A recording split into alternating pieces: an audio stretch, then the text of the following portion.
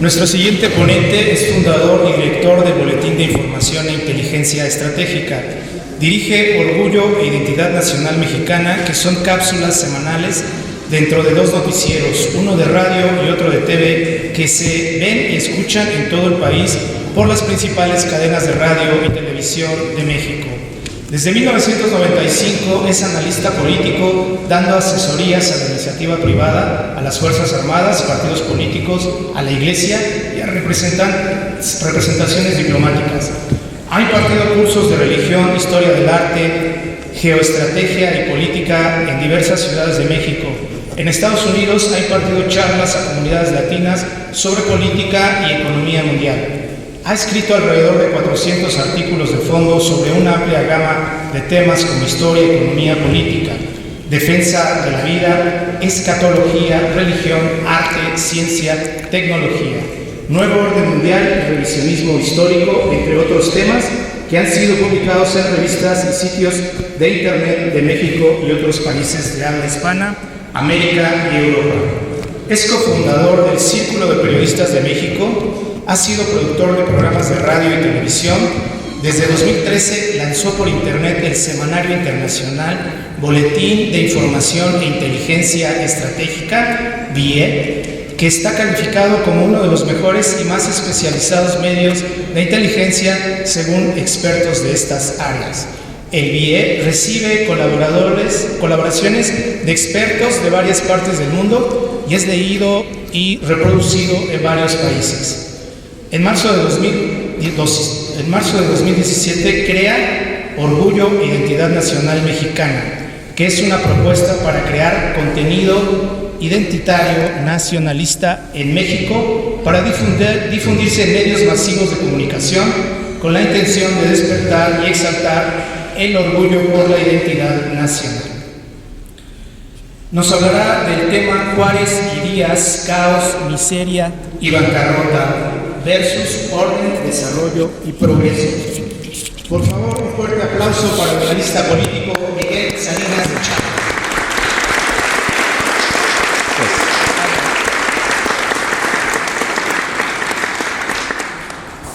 Pues muchas gracias, antes que nada, a todos por su presencia, gracias por acompañarnos. Me siento muy honrado de compartir el podio aquí con estos expertos a quienes yo admiro y estimo tanto. Y el tema que yo voy a tratar, con el que vamos a cerrar este ciclo, que es un homenaje, digamos, a la figura de Porfirio Díaz, pero ¿por qué nos sentamos un 22 de junio a hablar de Porfirio Díaz? ¿Y por qué no lo hicimos hace un año o dentro de 3 semanas? Bueno, pues porque estamos tocando un tema fundamental y puntual de lo que va a definir el futuro inmediato, el presente y futuro inmediato de nuestro país. ¿Por qué? Porque, como todos saben, uno de los candidatos a la presidencia de la República, que porque tiene las posibilidades de llegar a ser el próximo presidente, públicamente ha tomado como ejemplo la figura de Benito Juárez y se ha apartado y ha repudiado la figura de Porfirio Díaz. Entonces, esto no es simplemente una ocurrencia. La idea de este ciclo de conferencias es entender lo que representa y lo que significa para nuestro presente actual, el día de hoy, a 8, 9, 10 días de la elección presidencial, que uno de los principales candidatos esté tomando la figura de Benito Juárez y la obra que hizo o lo que hizo, y esté rechazando y repudiando la obra y el legado de Porfirio Díaz. Es a lo que yo me voy a enfocar. Voy a tratar de ser lo más breve posible para no abusar de su paciencia y de su tiempo, pero quiero ir haciendo un recuento histórico de algunos pasajes, leyendo incluso algunas citas textuales escritas en los momentos donde estaban dando estos acontecimientos, porque ustedes van a encontrar una similitud escalofriante con el discurso que nosotros creemos progresista, que nosotros creemos del siglo XXI de avanzada, y resulta que es algo que tiene 200 años de estarse cocinando, de estarse implementando y de estarse promoviendo. Yo espero que los que estén aquí presentes, no sé cuál sea su intención de voto, yo espero que todos los que están aquí salgan a votar y espero que ejerzan un voto informado y que lo que nosotros les estemos aportando de información les sirva precisamente para hacer este ejercicio consciente de saber qué es lo que queremos para nuestro país y qué es lo que no queremos para nuestro país.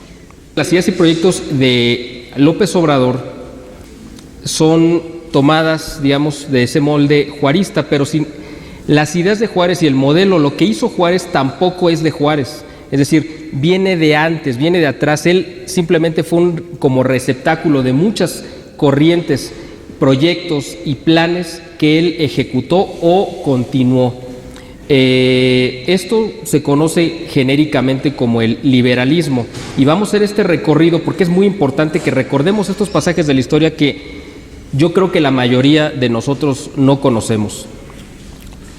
Nos vamos a remontar al momento prácticamente de cuando cayó el imperio de Agustín Iturbide y cuando al final de la década del 20, o sea, hace 190 años, asume la presidencia Vicente Guerrero. Hay similitudes con lo que estamos viendo ahorita que yo creo que les va a sorprender. En 1829, que estaba como presidente Vicente Guerrero, en lo que había en el ambiente nacional era anarquía, impunidad e inseguridad, en todos lados. Eso es algo que nosotros estamos viendo, evidentemente. Lo conocemos, lo sabemos, esto no es algo nuevo. El gobierno de México, por estas condiciones, había caído en tal descrédito ante la opinión pública internacional que esto siempre trae consecuencias. ¿Qué consecuencias? Bueno, pues para empezar se retiraron los créditos. Yo quiero que todo lo que yo les vaya a decir a lo largo de estos minutos que les voy a tomar de su atención, ustedes abran, digamos, dos canales. Un canal es el histórico que les voy a hablar y el otro canal es el del siglo XXI, 2018, en el mes de junio en el que nos encontramos, para que vayan viendo en paralelo cómo esto va caminando siempre y no es una cuestión simplemente de ver hacia atrás, sino quiero que proyectemos lo que nos viene si no tomamos decisiones adecuadas. El gobierno de México cayó en un tal descrédito que se retiraron las inversiones, los bancos cerraron los créditos y hubo lo que se pudiera llamar una fuga de capitales, es decir, empresas que estaban establecidas en México, que se empezaron a ir obviamente con la guerra de independencia, muchas de esas eran españolas, que no vieron las condiciones para continuar y después se fueron más todavía cuando cae el imperio de Iturbide, porque evidentemente vino toda una cantidad de revueltas tremenda. Fue tal la inestabilidad, el descontento social, el descrédito que tenía el gobierno de Vicente Guerrero, que el Congreso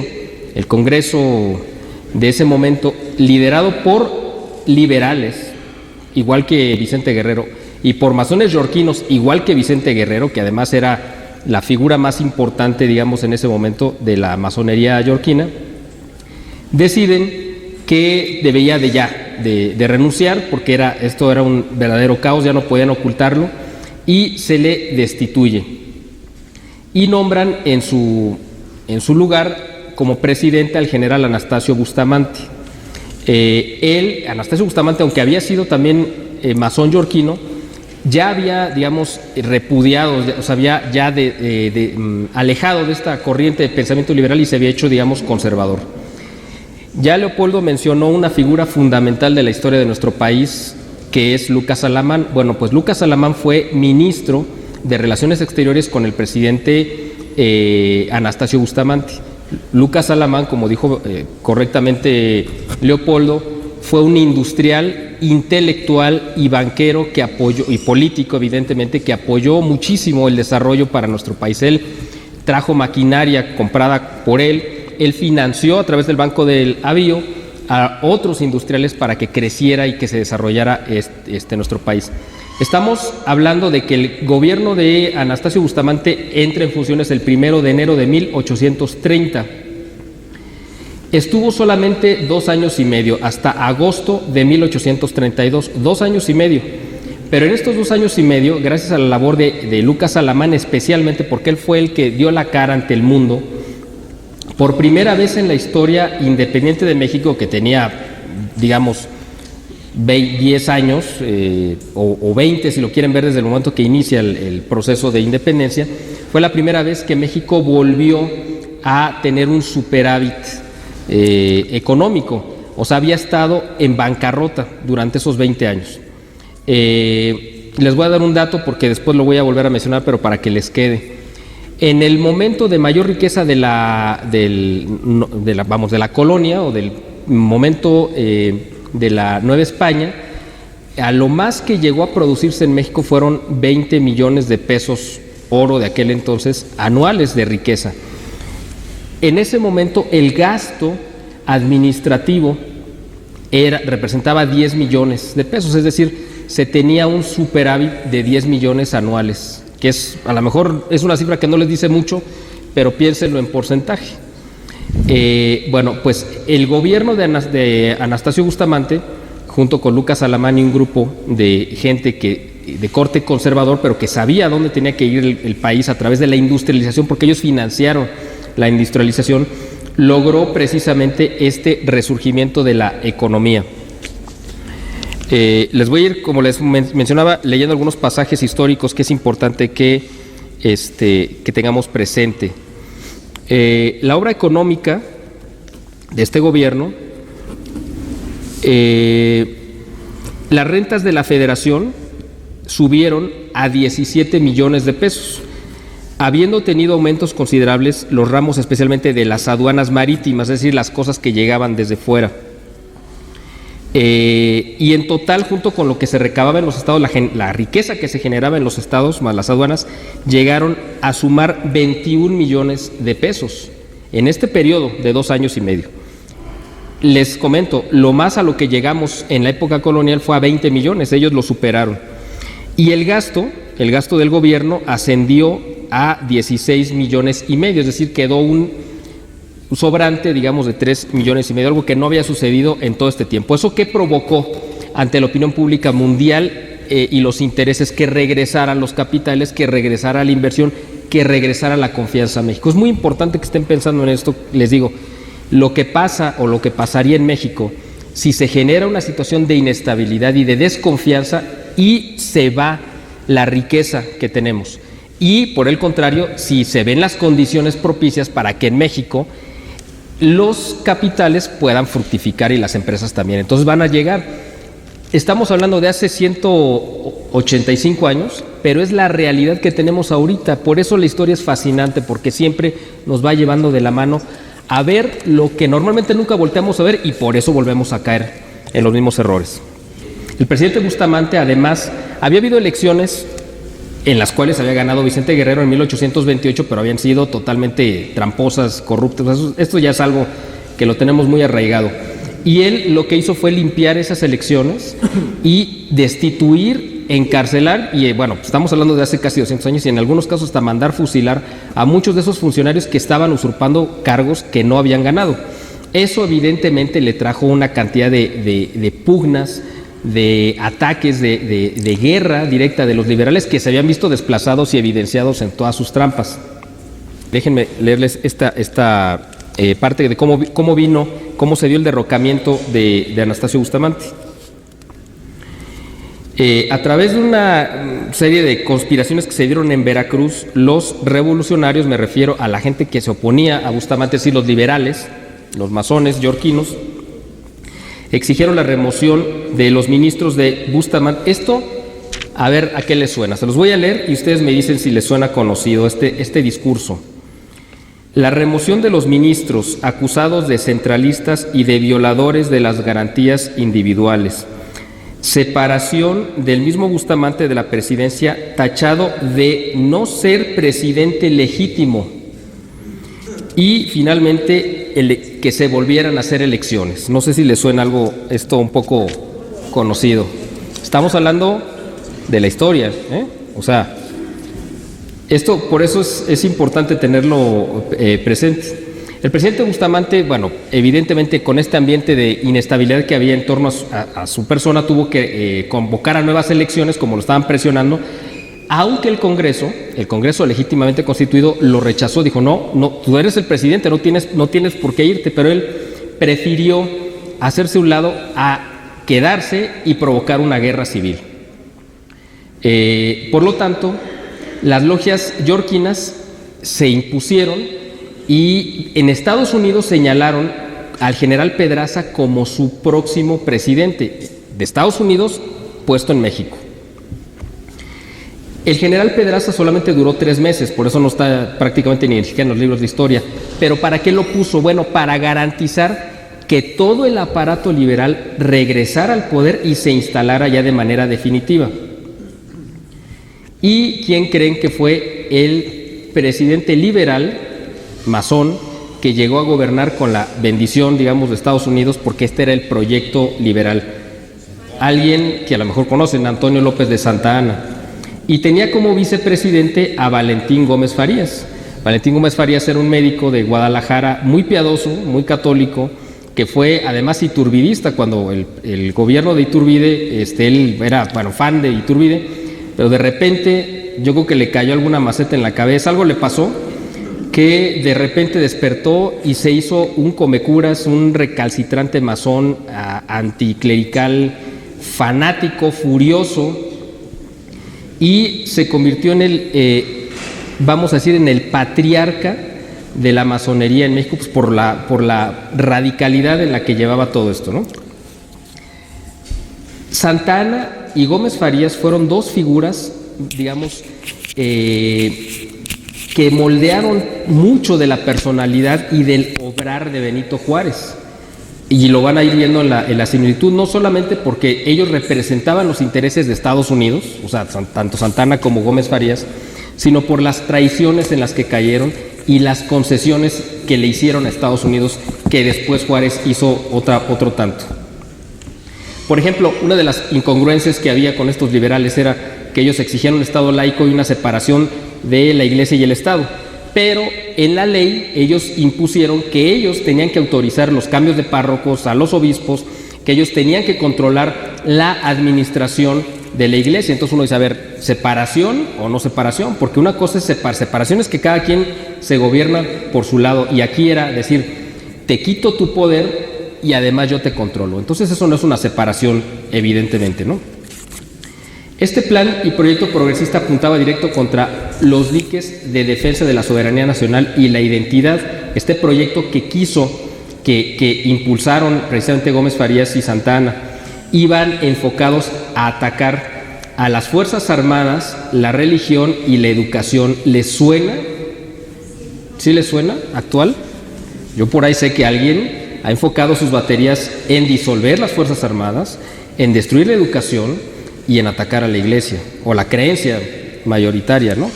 No estoy hablando, estamos hablando de un personaje histórico de hace muchos siglos, de hace muchos años, pero tiene un reflejo actual presente, o sea, es como una reencarnación. Ya que estábamos hablando de temas espiritistas aquí con Leopoldo. Miren, de aquí es donde surge, porque ellos adoptan esta ideología proveniente de la Revolución Francesa, y el ideario liberal proponía o exigía que el pueblo es fuente de la soberanía y la base del gobierno, lo cual está asentado en la Constitución actualmente. Que todos los individuos deben gozar de ciertos derechos, derechos llamados derechos del hombre, derecho a la vida, a la libertad, a la propiedad, etcétera. Pero había una discusión entre los liberales radicales y los liberales moderados. Esta discusión era si era oportuno que todos gozaran de estos privilegios, de estos principios que se supone que eran universales. Entonces, los liberales radicales o puros pensaron que su doctrina debía, esto también les va a sonar, su doctrina debía aplicarse por encima de todo, contra toda oposición y sin limitación alguna.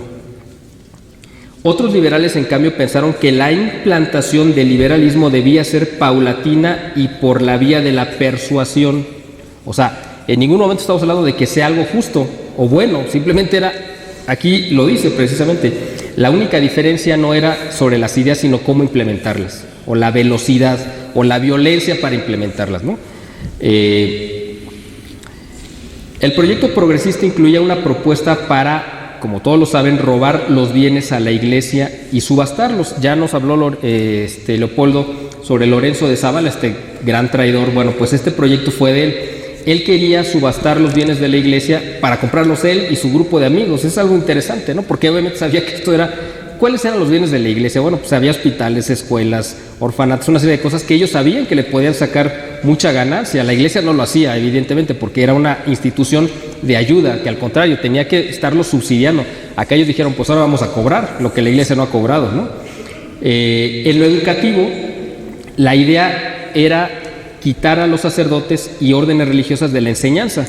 Pero evidentemente en el México de 1834-35, el 95% de la instrucción era pues gracias a la iglesia, porque no había profesores laicos. O sea, vamos, el gobierno tenía un puñado de escuelas, y ahorita vamos a ver las cifras al final, donde vamos a comparar lo que fue la obra de Juárez materialmente y la obra de Porfirio Díaz. Así que quitar las órdenes religiosas, quitarles esta base fundamental de la educación, era dejar a los niños sin maestros, evidentemente, porque no había capacidad del gobierno para cubrir esas vacantes. Y aquí viene algo muy importante, aquí el general también no me dejará mentir. La reforma militar, que es también muy importante entenderla, porque es exactamente lo que estamos escuchando en las propuestas actuales de uno de los candidatos específicamente. Dice, la reforma militar consistía en, fíjense esto, no estoy hablando de la campaña del 2018, en hacer desaparecer el fuero militar, es decir, las leyes y tribunales propios del ejército, en disolver a las tropas que a fines de 1833 se rebelaron contra la reforma. Es decir, los militares que no aceptaran este proyecto iban a ser disueltos. Y en general procurar la sustitución. Fíjese, esta es la parte clave, porque esto les va a sonar literal. La sustitución del ejército por milicias cívicas, acusándole al ejército fíjense esto, acusando al ejército de ser el principal promotor de la agitación y el desorden político en México. ¿Les suena? Evidentemente esto no era así, o sea, la realidad es que no era así, pero los liberales, que obviamente nunca se han basado en decir la verdad ni en argumentar cosas racionales, lo tomaron como una bandera. Esto es de verdad escalofriante, porque estamos hablando de algo que sucedió hace tantos siglos, bueno, hace 180 años, y que lo tenemos en la puerta otra vez. O sea, pero lo importante no es lo que ellos decían, es a lo que voy, sino lo importante es lo que sucedió cuando esto se implementó. Eso es a lo que yo quiero ir con ustedes. O sea, que tengamos la conciencia de que si esto se vuelve a implementar, evidentemente el resultado va a ser el mismo, no puede ser otro, obviamente. Todas estas leyes y reformas las lanzó Gómez Farías sin consultar a Santana. Esto es importante decirlo, porque Santana había pedido una licencia, se había separado del cargo y había dejado, el vicepresidente era Gómez Farías, pero ya no estando el presidente, pues él ejercía como presidente. Estas reformas evidentemente fueron repudiadas de forma unánime por toda la sociedad mexicana, al punto que se le presionó a Santana para que regresara a tomar el poder y el control y destituyera a Gómez Farías y además derogara estas leyes, lo cual tuvo que hacer, no sé si por gusto o simplemente pues porque supo que esto simplemente se iba a desencadenar en una revolución. Y Gómez Farías, ya cuando se vio destituido, que el Congreso lo destituye, porque además fue una cuestión no solamente de Santana, sino el Congreso dijo, te vas, ¿a dónde creen que fue corriendo a echarse en los brazos, a recibir consuelo? Se fue corriendo a Nueva Orleans, que era la sede de las logias yorquinas. Pero, estando allá, no se retiró de la política ni dejó de conspirar, sino que vino a hacer algo que ahorita les va seguramente a sorprender y espero que a indignar.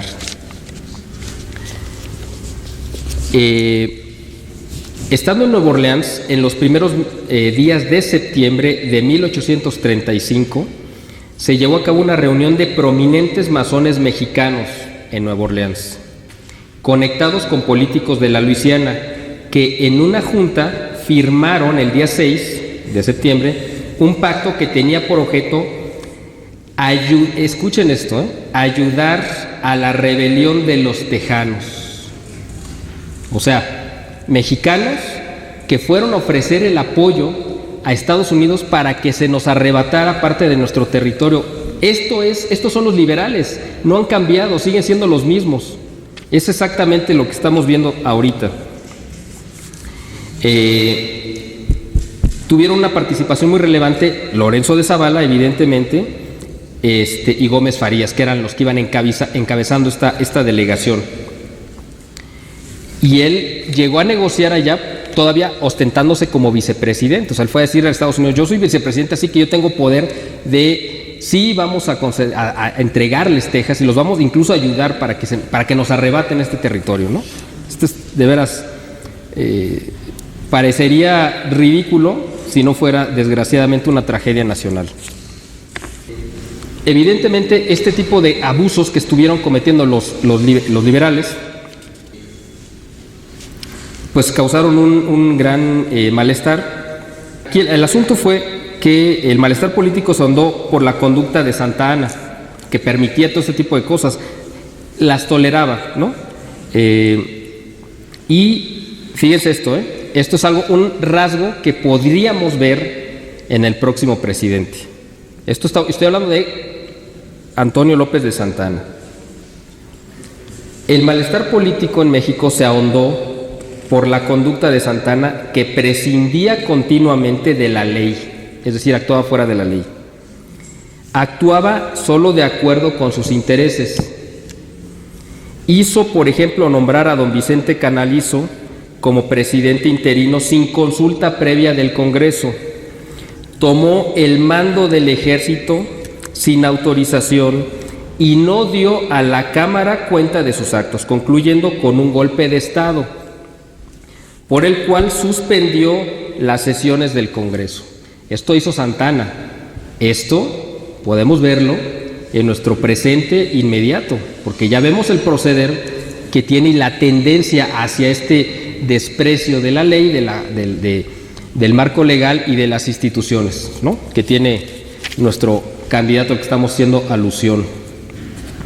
Durante algunos días ocupó provisionalmente la presidencia el general Nicolás Bravo del 29 de julio de 1846 al 6 de agosto del mismo año, periodo en el cual el Congreso dispuso que se declararan como Constitución Política de la República las bases orgánicas del 43. Pero fíjese esto, este es el dato importante. Estamos hablando de la antesala de la Guerra de Intervención Norteamericana. Esto el 13 de mayo de 1846 Estados Unidos le declara la guerra a México para venir a invadir. Pues ni siquiera este acto detuvo a Gómez Farías para declararse en rebelión contra el gobierno e iniciar una revolución. Es decir, en el momento que sabía que México estaba enfrentando una guerra de intervención extranjera, Gómez Farías, el liberal, que está en todos los altares de la patria, le declara la guerra al gobierno para debilitarlo más y facilitar evidentemente el trabajo a la invasión norteamericana. O sea, vean lo que estamos viendo, ¿no? O sea, esto es el proceder que vamos a probablemente poder ver si no lo evitamos. Ya tenemos claro que todos estos son los antecedentes, o sea, este es el previo de cómo se fue gestando el liberalismo, cómo se fue asentando en México, y este es el medio ambiente donde se genera el pensamiento de Benito Juárez.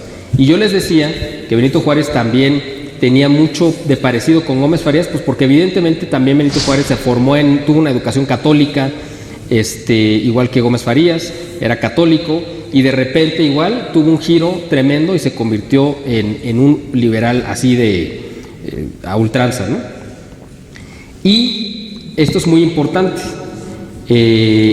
la manera en cómo llegó al poder el benemérito de la ley, que todo el mundo lo venera por ser el benemérito de la ley, el gigante de la justicia y el titán de la legalidad.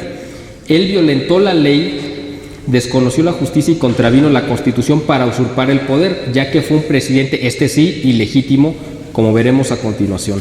En 1857 el presidente en funciones era Ignacio Comonfort, el cual había promulgado las leyes persecutorias contra la Iglesia, primero la ley Juárez, después la ley Lerdo, que juntas después se corrigieron y se convirtieron en las leyes de reforma. El mismo Comonfort sabía que estas leyes representaban los intereses solamente de las logias yorquinas en México, no representaban el interés de la población 99% católica en México, obviamente. Entonces también fue tan repudiado que el mismo Comonfort, viendo el repudio general, intentó desdecirse de esas leyes que él mismo había promulgado, ¿no? Y después se desdijo de su desdecimiento primero, ¿no? O sea, primero dijo, no, está bien, creo que sí me equivoqué, y luego dijo, no me equivoqué, sí está correcto, y eso le costó evidentemente que viniera una, que en los mismos poderes constituidos legalmente en México lo desconocieran y le pidieran su renuncia. Él tuvo que huir de la capital, deja a un representante, entra el ejército conservador a México, toma control de la plaza y se convoca a un nuevo gobierno. ¿Quién lo convoca y cómo? Bueno, pues el Congreso, que son los representantes se supone, del pueblo, y se reúnen representantes de 27 estados del país, es decir, prácticamente la totalidad del territorio nacional. Y entre ellos deciden nombrar como presidente a Félix Zuloaga. ¿Quién lo nombra? Repito, representantes legalmente constituidos de todo el país y corroborado por el Congreso. Sin embargo, Juárez, que en ese momento era el presidente de la Suprema Corte, dijo, no, a mí me toca, y yo soy el presidente, y yo desconozco a Félix Zuloaga, cuando él tenía la representación real y legítima y constitucional. Juárez se autonombra presidente y incluso contraviniendo la misma Constitución que él había, se supone que defendido, ¿no? Con tanto esfuerzo. Pero hay una prueba contundente de por qué sí fue presidente legítimo Félix Zuloaga. Pues resulta que él recibió el reconocimiento oficial de todos los gobiernos extranjeros acreditados en México. Es decir, todos los representantes de todos los gobiernos, incluyendo al de Estados Unidos, dijeron, este cuate es el presidente legítimo de México. Y Juárez, pues, es un presidente, ya saben, ¿no? En México ya hemos tenido presidentes que se autonombran, ¿no? No sé si les suena también por ahí alguien que, bueno, no ha sido un caso único, hemos tenido algunos. Juárez, ¿por qué creen que este personaje que está aspirando a llegar a ser presidente, pues quizá por segunda vez, porque ya lo fue, ¿no? Se supone, bueno, si uno toma a Juárez como ejemplo, bueno, pues porque Juárez ya se autoproclamó presidente, pues él también ya se autoproclamó presidente. O sea, estas similitudes que ahorita nos parecen de risa, pues la realidad es que no lo son. O sea, estamos viendo un caso de veras demencial, ¿no? Y en estas manos están los destinos de nuestro país actualmente.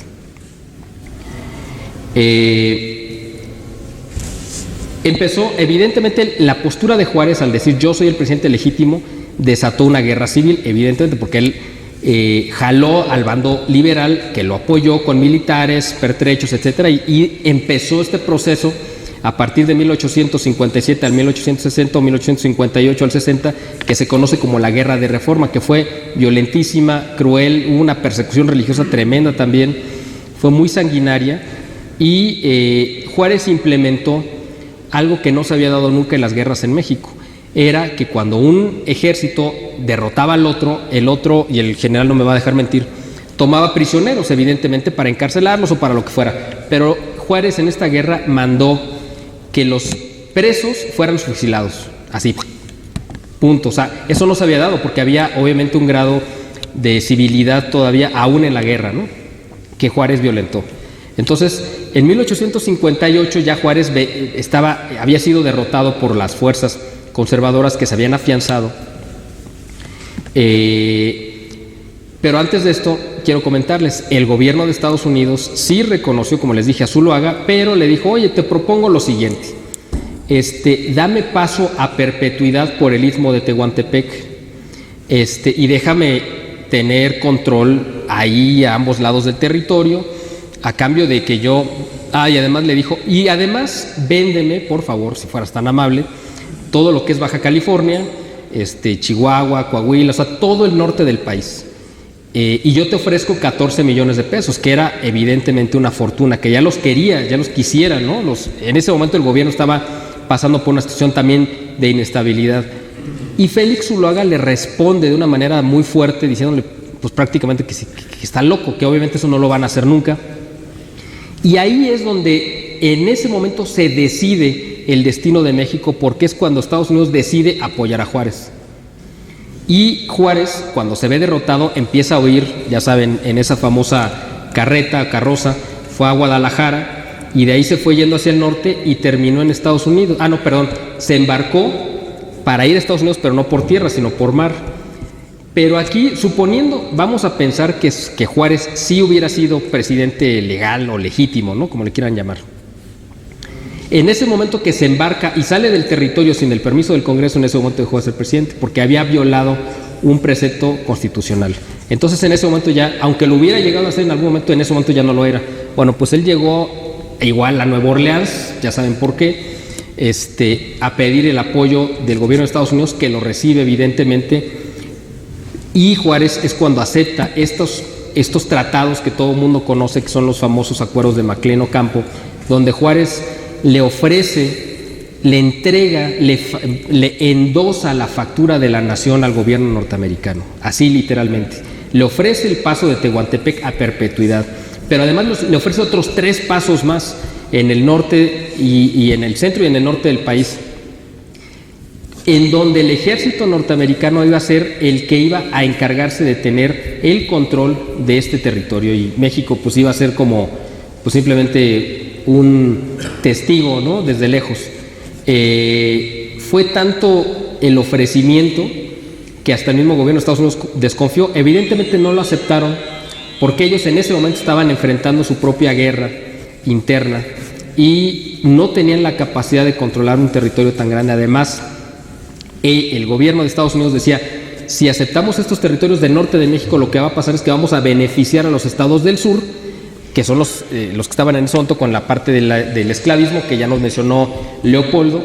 Entonces, por eso fue que el Congreso norteamericano básicamente no aceptó el convenio de Juárez, lo que le ofreció Juárez, que fue además de manera totalmente ilegal, porque él no tenía ya la representación de México, pero la traición quedó ahí para la historia. En 1859 Juárez redacta sus famosas leyes de reforma y las aprobaron 4 personas, que eran los que estaban con él, y dijeron, ok, ya somos los 4, ya es ley. Obviamente eso no, por supuesto que nunca pasó por el Congreso, eso nunca lo respaldó ninguna representación legítima constituida en México, pero él la impuso como ley cuando, a través de la guerra, logró hacerse con el poder, con el respaldo evidentemente de Estados Unidos. Vamos a ver ahora lo que provocó en la parte económica estos desvaríos de Juárez, de ser el presidente legítimo, presentarse como tal, ofrecer la luna y las estrellas, como ya sabemos quién, pero si ofreciera lo suyo, pero pues está ofreciendo lo que no es de él, ¿no? Pues sí, digo, cada quien ofrece lo suyo como a quien quiera y a quien se lo acepte, ¿no? Pero pues, cuando estás ofreciendo a otros lo que no te pertenece, pues evidentemente no es así. En este proceso de la guerra de reforma, el gobierno de Juárez, la iglesia se estima que tenía alrededor de 40 millones de pesos en riqueza, tanto en bienes, materiales, obras de arte, en fin, monedas, lo que ustedes quieran, todo lo que crean que se puede vender o que tiene un precio.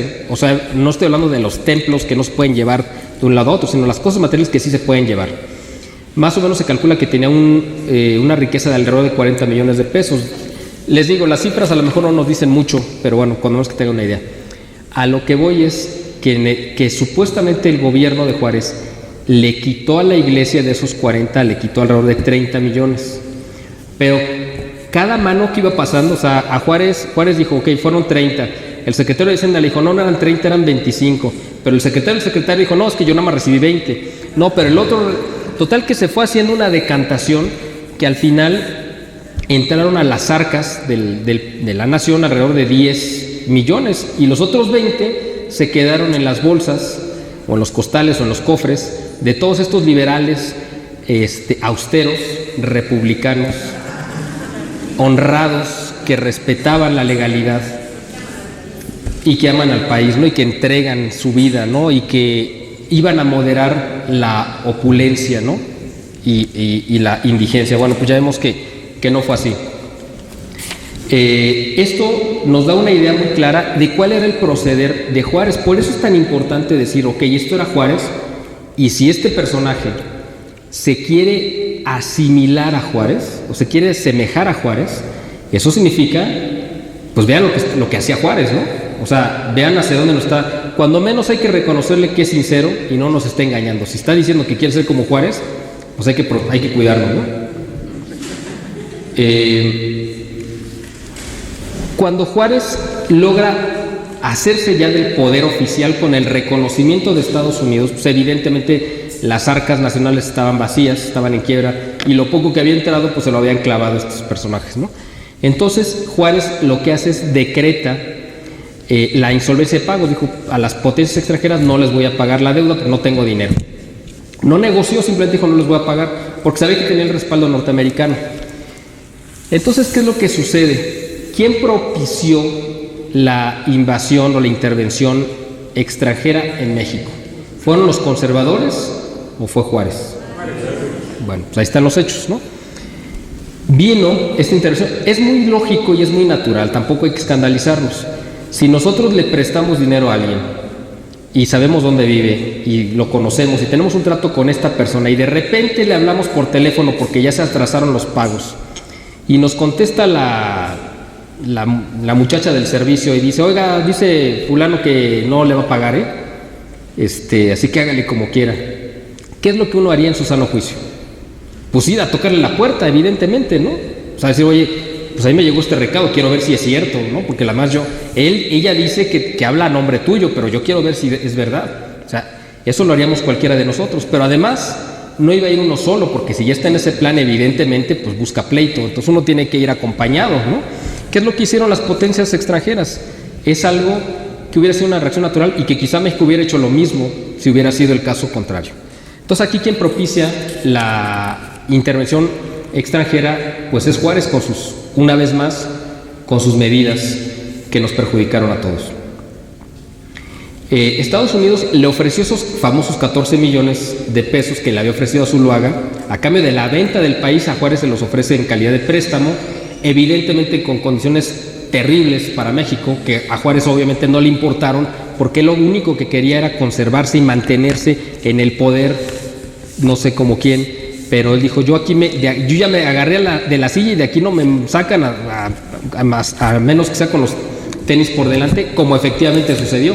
O sea, él lo sacaron de la presidencia en el ataúd porque no se fue antes. Bueno, además, evidentemente el mal manejo que hizo Juárez y los liberales, como ya lo vimos, en México, representó que la hacienda pública quedara vacía. O sea, obviamente Juárez y el gobierno liberal nunca iba a generar una riqueza porque no era su cometido, no era su intención. Me brinqué una cita que era importante leérselas, pero se los voy a comentar de memoria. Hay una parte donde los liberales se manifestaron totalmente en contra del crecimiento económico que tuvo el país en este periodo de 1830 a 1832, porque no había sido implementado por un gobierno liberal. No importa que México estuviera progresando, no importa que estuviera en desarrollo, como ellos no lo hicieron, a ellos no les convenía, entonces lo echaron abajo. Hicieron la revolución para acabar con ese microperiodo de desarrollo y crecimiento del cual ya les mencioné con Lucas Alamán. Ese es el proceder de esta gente. O sea, dice, y lo estamos viendo actualmente. O sea, no importa si México, como dice el general, estamos teniendo en algunos rubros o en muchos ciertos momentos de crecimiento, bueno, pero no importa, eso no importa, porque como no lo estoy haciendo yo, se tiene que echar abajo. La reforma, la que sea, no importa. El gobierno de Juárez en general todo el gobierno de Juárez, que duró 14 años. Yo por eso voy a hablar nada más de los, vamos a decir, primeros 14 años del gobierno de Porfirio Díaz, para ser justos, ¿no? No voy a hablar de todo porque sería injusto, ¿no? Para hacer una buena comparación tenemos que tomar esos primeros 14 años para tomarlo como métrica con lo que hizo Juárez en esos 14 años. ¿Cuál fue el legado de Juárez en 14 años? Bueno, fue la quiebra del país, fue la guerra civil, la intervención extranjera, la pérdida de la soberanía. En fin, nos podemos seguir por ahí, y ahorita que les mencione las cifras comparadas en los diferentes rubros se van a dar cuenta de una manera mucho más contundente. Juárez muere, como ustedes saben, en 1872, les digo, es la única manera en la que lo logran sacar de la presidencia, y del 72 al 76 ejerce la presidencia el Lerdo de Tejada, y también empiezan una serie de revueltas porque obviamente la gente no está de acuerdo con que se siga implementando este proyecto liberal. El principal líder que encabeza la rebelión contra la dictadura que fue de Juárez y que se prolonga con el Lerdo de Tejada, pues es el general Porfirio Díaz, héroe evidentemente de muchas batallas, que en ese momento estaba en plenitud de facultades y dijo: el país necesita pacificarse y desarrollarse. Si no logramos primero la pacificación, nunca va a llegar el desarrollo. Y si no generamos la confianza, como ya la había generado México en algún momento, nunca vamos a tener la confianza extranjera que nos permita salir adelante. El primer periodo de gobierno del general Porfirio Díaz fue de 1876 a 1880. En estos 4 años se dedicó básicamente a pacificar el país, porque obviamente hubo levantamientos, revueltas por todos lados, toda la gente se quería su parte del pastel, y Díaz los fue poniendo todos en orden. Después, en 1880, convocó elecciones que las gana, como ustedes saben, el general Manuel González. Era su compadre y había negociado que tenían que compartir el poder, ¿no? Básicamente. Manuel González continuó la obra de Porfirio Díaz, que él ya le había dejado encaminada. ¿Por qué? Porque ya Porfirio Díaz había dejado sentadas las bases para lo que fue la obra más importante de todo su gobierno, de todo su periodo, que fue en la creación, el tendido de ferrocarriles a lo largo del país, que fue lo que comunicó, modernizó y llevó la seguridad a todos los caminos del país cuando no había condiciones para que esto se llevara a cabo. Sin embargo, Manuel González pues también cayó en excesos, hizo sus corruptelas, y Porfirio Díaz pues trató de mantenerse a distancia.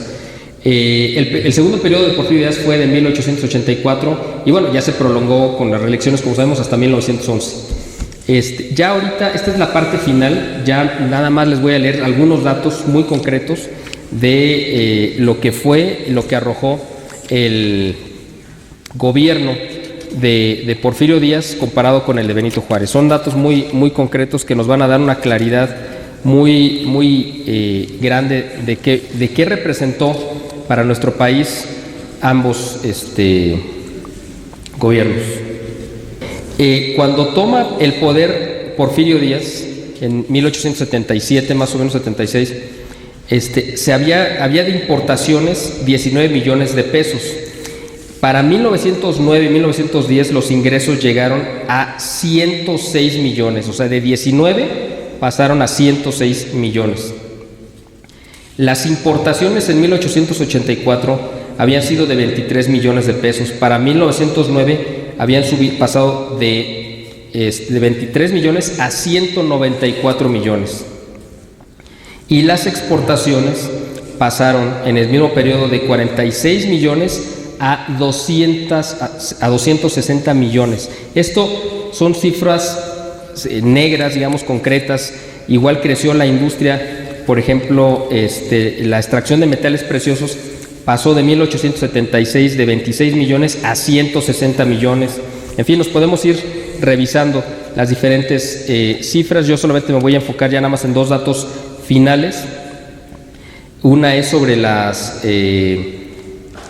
incluso la incipiente industria petrolera surgió con Porfirio Díaz. Las fábricas de hilado y tejido tenían alrededor de 51,000 obreros. Hacia en 1877, y crecieron muchísimo, igual la cantidad de fábricas. Bancos también crecieron muchísimos bancos en el país, que no existía porque no había una confianza para que la gente trajera a invertir su dinero, y la creación de bancos generó también el estallido, la explosión, digamos, de la creación de empresas. Y la última cifra es la de la educación. La de la educación es muy importante porque, nada más para darles un dato muy concreto, cuando Porfirio Díaz toma la presidencia en 1876, había 5 escuelas en la Ciudad de México de gobierno, 5 escuelas, 5 nada más. Y cuando él entrega, había como 3,500, ¿no? Digo, esto estoy hablando, perdón, de todo el país, pero aquí en la Ciudad de México había como 500, o sea, una cantidad exorbitante. La matrícula de niños que tuvieron acceso a la educación básica durante su periodo creció como nunca antes en la historia, se disparó la educación. Y por último, yo creo que lo que más nos deja como significado el gobierno del general Porfirio Díaz es lo que nos legó a la posteridad en cuanto a obras artísticas, tanto en la música, la pintura, la escultura. O sea, lo más maravilloso y hermoso que hemos tenido como periodo artístico ligado a un periodo de gobierno en nuestro país ha sido el periodo de prosperidad porfirista. Esto es exactamente todo lo que representa el porfiriato, es lo que este candidato que está con un pie en la presidencia quiere echar a la basura y de lo que quiere renegar. Nosotros, está en nuestras manos evitar que estos desastres que ya vimos que vivimos a lo largo del siglo XIX con los liberales y con Juárez se vuelvan a meter en nuestro país y nos vuelvan a llevar, porque no puede ser de otra manera, a otra guerra civil, a la quiebra económica y a la pérdida de la soberanía, que es lo más grave. Espero que con estos datos y este recuento histórico que hicimos de lo que representó Benito Juárez y los liberales, contrastado con lo que fue el general Porfirio Díaz, pues digamos evidentemente, como es el eslogan de esta conferencia, estaríamos mejor con Porfirio Díaz. Muchas gracias.